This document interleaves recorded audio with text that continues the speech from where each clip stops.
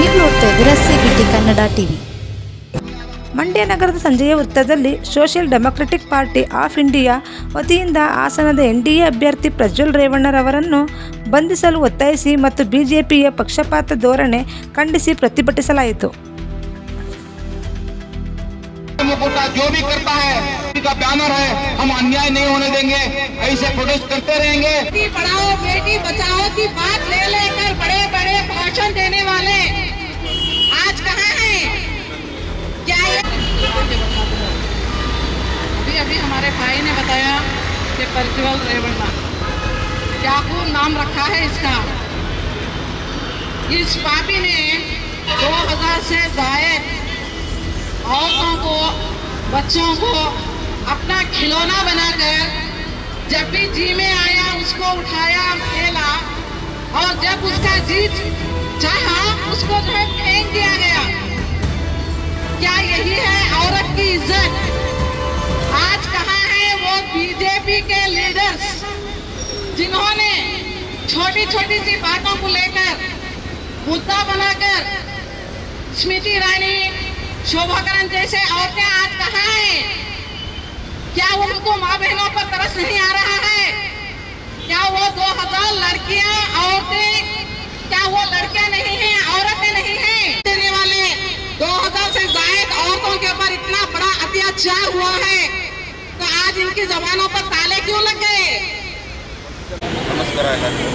ಇವತ್ತು ದಿವಸ SDP ಮಂಡ್ಯದ ವತಿಯಿಂದ ಒಂದು ನಾವು ಪ್ರೊಟೆಸ್ಟ್ ಮಾಡ್ತಾ ಇದ್ವಿ. ಏನಪ್ಪ ಅಂದರೆ ಹಾಸನ ಜಿಲ್ಲೆಯ MP ಪ್ರಜ್ವಲ್ ರೇವಣ್ಣ ಅವರು ಏನು 2900 ಹೆಣ್ಣುಮಕ್ಕಳ ಒಂದು ಶೋಷಣೆ ಮಾಡಿದ್ದಾರೆ. ಅವ್ರ ಜೊತೆಯಲ್ಲಿ ವಿಡಿಯೋ ಕ್ಲಿಪ್ ಎಲ್ಲ ಮಾಡ್ಕೊಂಡು ಬ್ಲ್ಯಾಕ್ ಮೇಲ್ ಮಾಡಿ ಅವರನ್ನು ಯಾವ ರೀತಿ ಬಳಸ್ಕೊತಾ ಇದ್ರು ಅನ್ನೋದು ತಮಗೆಲ್ಲ ಗೊತ್ತಿದೆ. ಆದರೂ ಸ್ಟೇಟ್ ಮೀಡಿಯಾ ಅಲ್ಲ, ಸೆಂಟ್ರಲ್ ಮೀಡಿಯಾ ಅಲ್ಲ, ನ್ಯಾಷನಲ್ ಇಂಟರ್ನ್ಯಾಷನಲ್ಲೂ ಇದು ನಡೆದಿರುವಂಥ ಮೀಡಿಯಾದಲ್ಲಿ ನಡೆದಿರುವಂಥ ವಿಷಯ. ಹಾಗಾದರೂ ಅವರು ಭಾರತ ದೇಶ ಬಿಟ್ಟು ಹೋಗಿದ್ದಾರೆ ಅಂದರೆ ಇದರಲ್ಲಿ ಅರ್ಥನೇ ಇಲ್ಲ. ಒಂದು ಸಣ್ಣ ಕೇಸ್ ಇದ್ರೂ ಇಮಿಗ್ರೇಷನ್ನಲ್ಲಿ ಸಿಕ್ಕಾಕೋತದೆ. ಅದೇನು ದೊಡ್ಡ ಕೆಲಸ ಅಲ್ಲ. ಇವತ್ತು ಎಲ್ಲ ಕಂಪ್ಯೂಟರೈಸ್ ಆಗಿದೆ. ಅಂಥದ್ರಲ್ಲೂ ಇವರು ಭಾರತ ಬಿಟ್ಟು ಹೋಗಿರ್ಬೇಕಂದ್ರೆ ಇದು ಕೇಂದ್ರ ಸರ್ಕಾರದ ಕೈ ಇಲ್ಲದೆ ಅವರು ಭಾರತ ಬಿಟ್ಟು ಹೋಗಿರಲ್ಲ, ಸಾಧ್ಯ ಇಲ್ಲ. ನಾನು ಕೇಂದ್ರ ಸರ್ಕಾರಕ್ಕಾಗಲಿ ಅಥವಾ ರಾಜ್ಯ ಸರ್ಕಾರಕ್ಕಾಗಲಿ ಈ ಕೂಡಲೇ ಅವರನ್ನು ಬಂಧಿಸಬೇಕು, ಇಂಟರ್ಪೋಲನ್ನು ಯೂಸ್ ಮಾಡ್ಕೊಂಡು ಅವ್ರನ್ನ ಕರೆತರಬೇಕು ಮತ್ತು ಈ ನಮ್ಮ ದೇಶದ ಕಾನೂನು ಮುಖಾಂತರ ಅವ್ರಿಗೆ ಶಿಕ್ಷೆ ಆಗಬೇಕಂತ SDP ವತಿಯಿಂದ ನಾವು ಕೇಳ್ಕೊತಾ ಇದ್ದೀವಿ. ಅಕಸ್ಮಾತ್ ಅವ್ರನ್ನ ಈ ಶಿಕ್ಷೆ ಆಗಲಿಲ್ಲ, ಅವ್ರನ್ನ ಬಂಧಿಸಲಿಲ್ಲ ಅಂದರೆ ನಾವು SDP ಉಗ್ರ ಹೋರಾಟ ಮಾಡ್ತದೆ ಅಂತ ರಾಜ್ಯದಂಥ ದೇಶದಂಥ ಉಗ್ರ ಹೋರಾಟ ಮಾಡ್ತದೆ ಅಂತ ಹೇಳ್ತಾ ನಾನು ಮಾತನ್ನು ಮುಗಿಸ್ತೇನೆ. ಈ ಪ್ರಜ್ವಲ್ ರೇವಣ್ಣ ಏನಿದ್ದಾರೆ, ತಮ್ಮ ಅಧಿಕಾರ, ಹಣ, ಅಹಂಕಾರ ಈ ಮೂರನ್ನು ಉಪಯೋಗಿಸ್ಕೊಂಡು ಈ ರಾಜ್ಯದ ಸರಿಸುಮಾರು 2000ಕ್ಕಿಂತ ಹೆಚ್ಚು ಹೆಣ್ಣು ಮಕ್ಕಳ ಮೇಲೆ ದೌರ್ಜನ್ಯ, ಅತ್ಯಾಚಾರ, ಅನಾಚಾರ, ದಬ್ಬಾಳಿಕೆಯನ್ನು ಮಾಡಿರುವುದು ಈಗ ಜಗಜಾಹೀರಾತಾಗಿದೆ.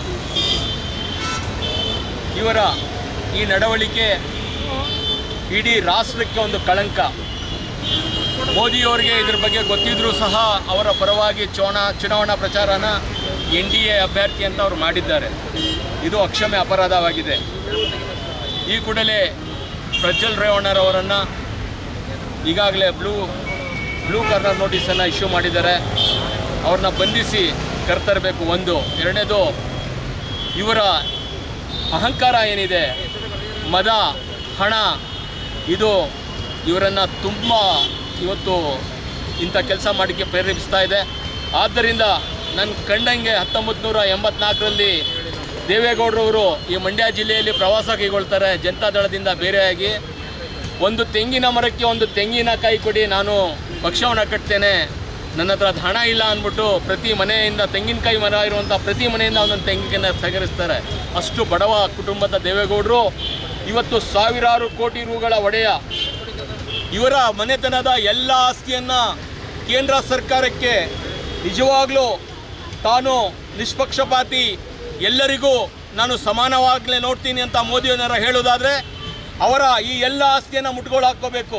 ರೇವಣ್ಣ ಅವ್ರ ಮನೆಯವ್ರದ್ದು, ದೇವೇಗೌಡರ ಮನೆಯವ್ರದ್ದು, ಭವಾನಿ ರೇವಣ್ಣನ ಮನೆಯದು, ಕುಮಾರಸ್ವಾಮಿದು, ಪ್ರತಿಯೊಬ್ಬರ ಆಸ್ತಿಯನ್ನು ಮುಟ್ಟುಗೋಲು ಹಾಕ್ಕೋಬೇಕು.